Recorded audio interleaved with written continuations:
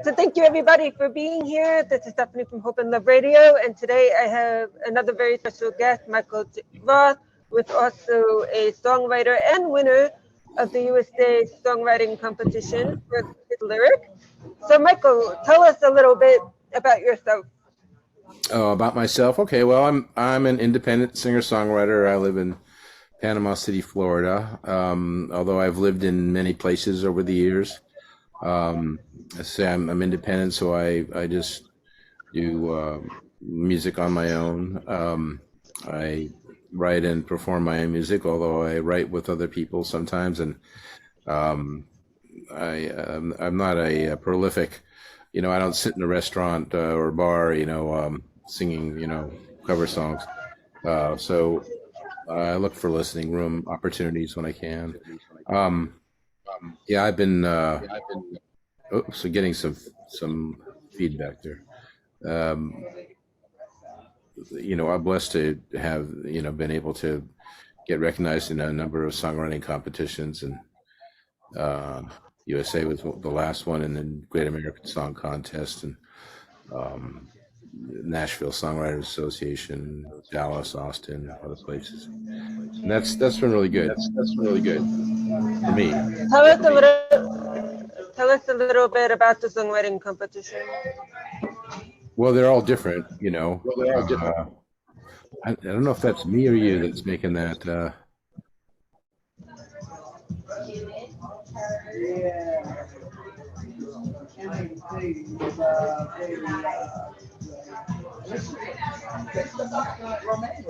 Nope. I've got What happened? I have echo cancellation on. I don't know Okay. why we're getting that echo. At least I don't know. Maybe you're not getting it, but I am. Yeah, I think it's very cool when you can get some kind of contest award. It's not a Grammy award or anything like that, but at least it provides you with a little, let's say, validation or confirmation that somebody else liked your song. And that's a good thing, you know. And as somebody that I'm very lyric oriented in what I do, even the songs I listen to, Um, I'm I'm as susceptible to a good pop melody as anybody else, but it's not going to be a song I love unless it's got a lyric that I love, and those are the songs. I think, in a way, it's like the melody is the thing that catches your attention, and the lyric is the thing that makes you makes you want to go back and do it again. So yeah, well, this is it's cool. I don't know about you, but I feel like I'm kind of doing one of those gigs right now, and it's a lot like that. It's, which I think gives it a nice feel. There's just a lot more comfortable feel in a way when you got all this stuff going on around you, and I don't know. I think there's actually a study I read that said that the optimal thing for people that like to write is to be in a cafe with a certain level of noise, because it kind of helps to tame your focus. So yeah, that's what I like to do. Sometimes I feel a little more comfortable when people are not paying attention, to play my own stuff, because then you're not as weird about it. I don't feel like you're being So judged. what musicians have influenced you? Well, so many. I mean, I appreciate the work of, I don't know, dozens and dozens of people, but the the people that have made the biggest impression, like the implant, at the womb, when I started listening and really intentionally in the 60s and 70s, were like Paul Simon and Leonard Cohen and Joni Mitchell, Crosby, Stills and Nash, people like that, So you carry that with you through your life, and that's something that just doesn't go away. Though there are many people I appreciate now, but I think probably Leonard Cohen is sort of, I feel like my musical soulmate in a lot of ways. I don't know how he'd feel about it, but it was certainly deeply influenced me, just in the sense of, that he um, was able to bring together like a sense of the sacred in the midst of the profane, the mundane, and that is always something that even in the most ordinary songs I write, I try to have some sense of that in what I do. But yeah, the song I think that probably really changed everything for me was Paul Simon's "Sound of Silence." Sound of Silence. When I was in high school when I heard that, I'd never heard a song like that. It was so deep and thoughtful and moving. And I thought, that's what I want to do. I want to be able to, affect people in that way, to make them feel something like, that, like the world's changed. Yeah. Can you hear me okay? Yeah. Yeah. Okay. You never know with it, with the interface. Yeah. It's good. Everything's good. Good. So what genres of music do you usually write? So I call what I do a folk Americana. I didn't necessarily set out to write for a genre. Genres have more to do with audiences, consumers. It's a marketing niche, so they can reach people. But yeah, basically, I guess most of what I do would fall in that arena, maybe with a little touch of country, and occasional contamination from rock and roll and so on. But I always think of Harlan Howard. He was a great Nashville songwriter. Wrote a whole bunch of hits that you've heard. He said somebody asked him what country music was, and he said three chords and truth. So it might not just be three chords. I think I tend to use maybe 6 or 7. But the thing is that you want to tell a story, tell the truth, don't just try to entertain people. I think that's the difference between art and entertainment. Entertainment is something that distracts you, whereas art is something that draws you in. Focuses you on something. It's like makes you see something like you've never seen it before. Makes you feel it, or it might evoke something you have felt before, but in a deeper way. And that's, I think that's what we try to do. So I never got into, the punk scene or heavy metal or anything like that. Not that. I don't, because I have an acoustic guitar. There was a point where, I found myself, just with this guitar and thought, this is what I have to work with. And I have to write songs that are like a troubadour. Think of that. Something that's portable. It can go from person to person. It doesn't have to go through the radio. Something that you can travel around with. I was talking to this guy who used to be executive at Columbia Records, and he said when he heard songs, the first thing he thought was, is this a record or is this a song? Being like a record would be like Yes, or maybe something like that. Something that if you don't have the production, it's not going to sound the same. But a song can be done by many, many different people in different styles, and it's still that song, and so that's what I have tried to do. Just write a song that can stand on its own no matter how naked it is, strip away all the stuff. Is that what your creative process is like? Yeah, well, when I first started writing, I would try to come up with a tune and then try to figure out what the words were, and that's a common approach for a lot of people. But as the time went on, I found that if I wrote from the lyric, it made me come up with probably a little more inventive um, melodies and so on. I don't know. I found that well, it was easier for me to write the lyric. So that is what I do. I think as a writer, as a songwriter, it doesn't matter. You can write poetry, you can write novels, whatever. Main thing is that you're writing all the time. So you write every day.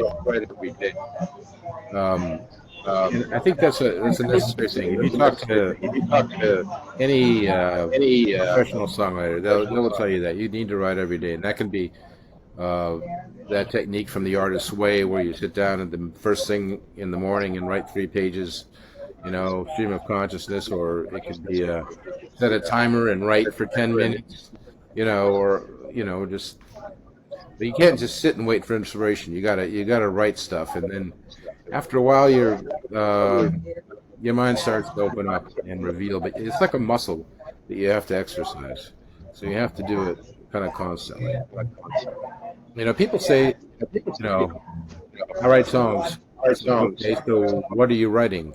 And so, well, I'm not writing anything right now. It's like, well, then you're not a songwriter, because if you're not writing songs, you're not a songwriter. So, but pretty much, I'm always either trying to come up with something new, or if I have an idea that is developed into a song, I will focus on that. That could take me a day or a month. I'm a slow writer. And that's where I get to a certain point, then I may engage somebody else to come into the process and work with me on that.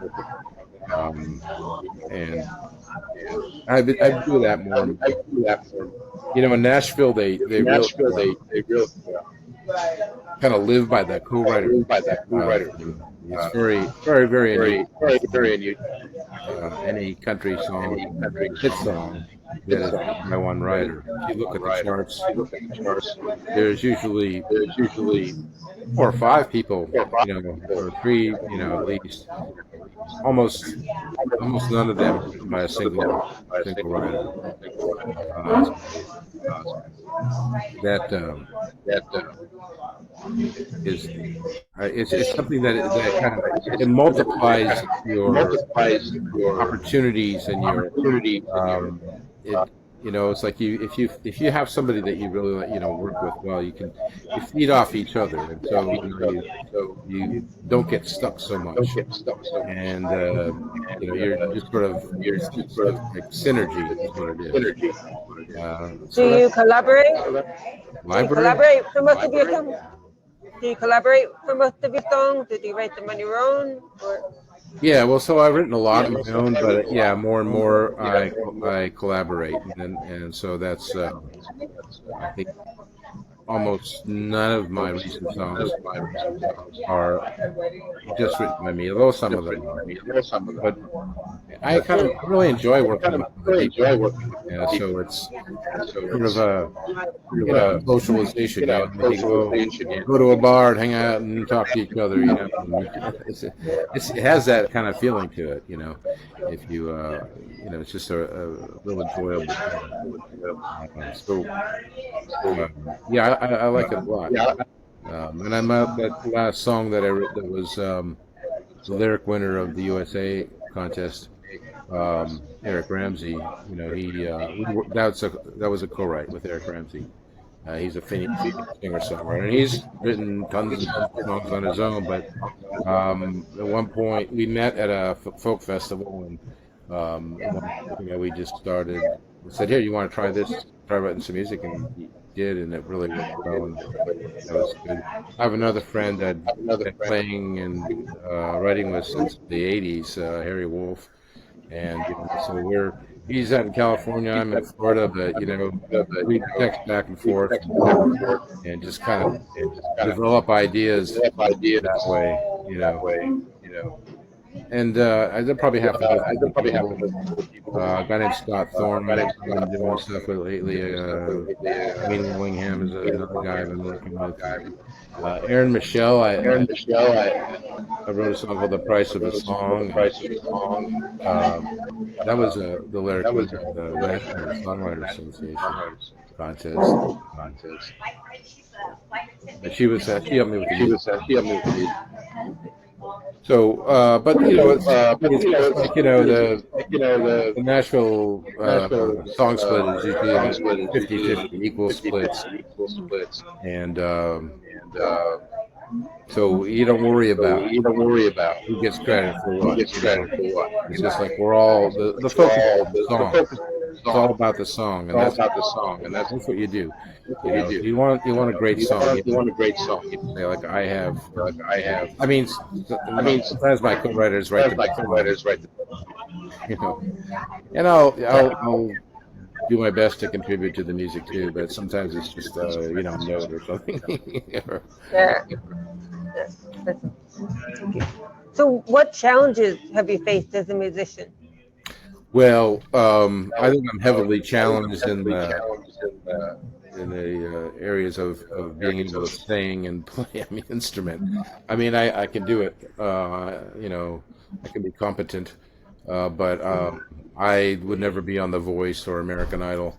I know it's hard to believe this inexplicably sexy look that I have, but the point where you just realize, I can't do those double octave yodels, and that's I'm gonna have to let somebody else do that. But I'm always working because really, you think about some of the great songs like Bob Dylan or John Prine or Leonard Cohen. I mean, all those guys like that. We got we'll say, we're not the most pristine singers, but it's the ability to convey the feeling of the song. That's what you want to do. You want to have people walk away with, some kind of feeling or like an experience that is memorable to them and somehow. And Johnny Cash, it's like that. You convey something of a character. And you want to be, I guess the word everybody uses, authentic. And authentic can be any number of things, but it's like you got to be credible. Like if I'm singing something, I hopefully the audience will be able to believe that what I'm singing is true. And that's a challenge. So, what do you wish you had known when you were first starting out? Well, how hard it is to be a songwriter, and I would definitely impress that upon anybody who has a mind to do it. It really is. It's not just sitting in your room with your guitar and your pad, writing stuff. I mean, there's a whole process that comes out of it. You've got to get to people. You got to reach them. You got to figure out, if you're not going to sing it, who's going to sing it? And how do you get it to them? How do you convince them that it's worth singing? You got to be able to know how to network. You got to know something about the business and how it works, why people do things and don't.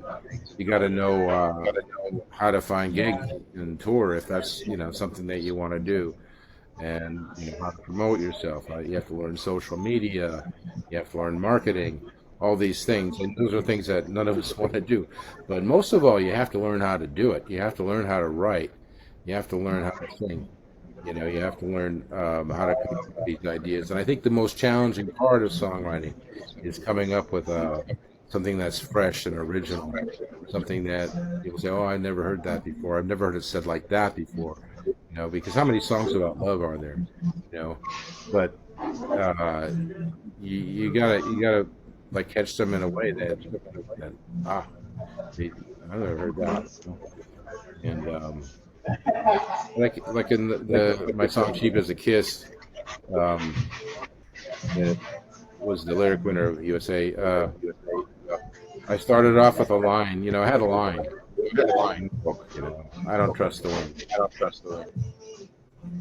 And it, it really struck me. I, you know, wanted to do something with that, and so I built out some verses on that, you know, from the just that idea.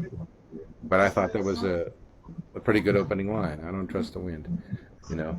But then I had to figure out what's this song about. So I had these three verses, and you know, I actually sent it off to Eric Ramsey. I said, "What do you think of this? You know, is this, you know, something that possibly could interest you?"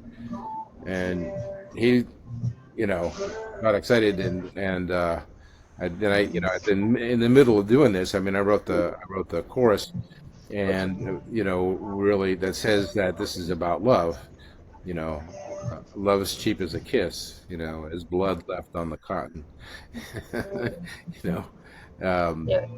and so it's a song about love, even though it's starting off, I don't trust the wind. You know, so that it's the process that is in itself intriguing. You know, where do these things come from? It's almost like sometimes, you know, you hear people say the song wrote itself, and in a sense, you know, that feeling was definitely with the song. I mean, I didn't know if it was a good song. I thought, you know, this has a very slim chance of anybody wanting to do it, but I felt it was really special. Eric thought it too, you know, and I was surprised and delighted when it won this contest, because you know it's not your conventional approach to things, and I don't think it's something that, even though it's not like a difficult song, uh, I think it's hard for some people to understand what it's about. You know, as I say, it's nothing mysterious. It's just, you know, it's like, I don't know. What the wind has to do with love. You know. Wonderful. So what has been your biggest accomplishment? Well, I think, you know, when you talk about accomplishment in songwriting, the accomplishment is writing the song. You know, yeah, you say I won a few contests, but that, I don't think of that as an accomplishment. I feel like that's more like a confirmation or validation. You know, that I did accomplish something. You know, in itself, it's not an accomplishment. And I, you know, think people that think, well, it's like I want to, you know, get a Grammy, or, you know, a gold record. I want, you know, Tim McGraw to sing this song. I want, you know, do what's her name? I can't think. Well, Lady Gaga, something like that. You know, to sing this song. Those are fine things, but they're not really accomplishments. I don't, in my mind. You know, accomplishment is writing the song that makes them want to do that. You know, or makes other people want to listen to it. You know, that's what it is. So if you want to be a songwriter, and your aim is to, you know, make money or to get famous or anything like that, you know, I think you should do something else, because um, the, you're not really, your goals aren't lined up right. You know, those things can come, but you need to write great songs, and you're not going to get it if you're thinking money, fame, and things like that, because that's just going to distract you. It's going to corrupt you, you know, from what you're doing. So, Thank you. go. What do you think helped you become a songwriter? Oh, nothing helped me become a songwriter. It's the desire to be a songwriter. That's it. You know, if you wanted not to be a songwriter, to write songs, the desire to write songs is the main thing that helps you. You can read a lot of things, but I think it's good to do that. You know, how people write songs, how songs are structured. You know, how to use melody, how to use rhyme, things like that.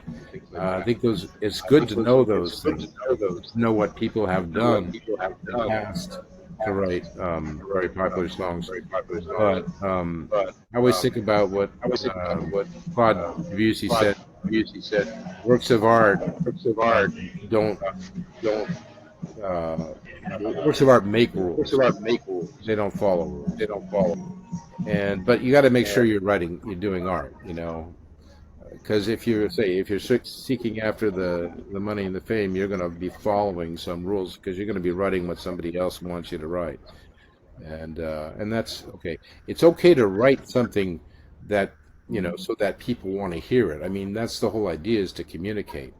So you need to know something about the technical aspects and the rules, so that you know why people listen to certain things.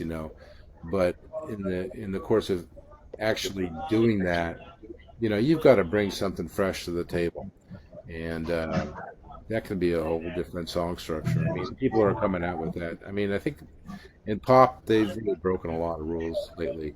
I listen to somebody like Billie Eilish, and it's like, wow, yeah, that's something I haven't heard before. But we've heard people like that throughout. I remember a lady named Tori Amos. She was really different in what she did, kind of a stream of consciousness thing, and so on. And Dylan, when he came out, that was a new thing.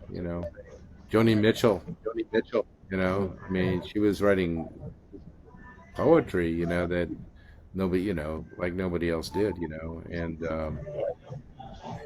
that's why they are what they are, because they came out with something really different.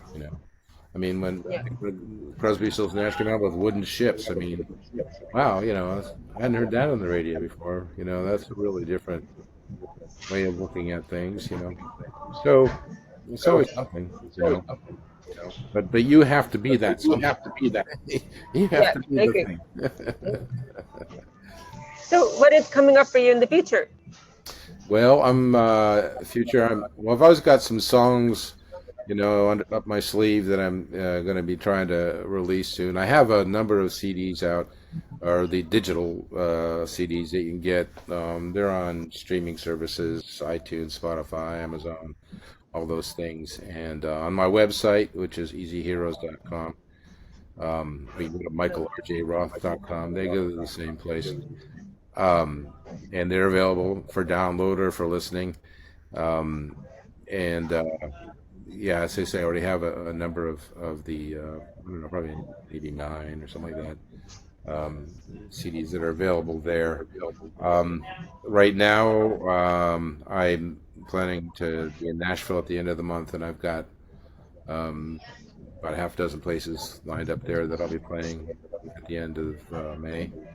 And you can go to my website or follow me on Facebook, which is go to Michael R.J. Roth on Facebook, and I'll be posting where I'll be. Bands in Town. That's another one I use that announces where I'll be playing. And I'll be on something called Any Sunday Songwriters, I think it's called. Jan Seides does that. That's lined up for July, I believe. And I'm going to be teaching a class. If you're in Panama City, I'll be teaching a class now at the public library on lyric writing, and fall at the Gulf Coast Community College. So, I'm always busy, and if I don't have something, I'll find something, look for something, and make something up. I remember during COVID, that was a great time because you could just get on your computer and start playing, to the world. I toured around the country during COVID virtually, and that was great. Made a lot of connections there. So, how can we best support you? You can support me by listening to the music. That's the best way. Or buying it if you want. There's also a donation button on my website, and you can throw money in that if you want to. I don't do the Kickstarter, or I did a GoFundMe once, but those things just make me nervous. So it's like I got a tip jar. If you want to throw something in there, it's like even $1 is good. It's nice just to get that. I got a little notice that my meeting's going to end in 10 minutes because I got the cheap version of Zoom. Yeah. So one last question, is there anything that you'd like to add? Yeah, I guess, I think what people don't realize is that you have to be I think you have to be courageous to be a songwriter. If you're really doing it, you have to um, put yourself out there and be ready for constant rejection. Um, and it's great if you sometimes some people just Taylor Swift, it's like, oh yeah, she's great, and she is. But most of us, we don't, get that instant buzz. Well, if you got something, people will notice that something, but they won't necessarily take it any farther than that. So you gotta have the courage to get out there and say something that's different and um, make it good and work really hard because it's kind of a maelstrom, and I think the real challenge is to believe in it, to believe in what you're doing because we're very self-critical. I think people that write songs especially tend to be very, very self-critical and probably rightly so. Yeah, But yeah, yeah, you have to press on anyway. Don't give up. yeah. Thing, you know. Thank you, Michael, for being here. As for everyone, the interview will be posted on Facebook, will be posted on LinkedIn, as well as YouTube. And also, if you want to listen to it on the Hope and Love radio station, tune in tonight at 7. Thank everybody for watching and hope to speak to you all soon. Take care. Bye. Stephanie. Okay. Oh.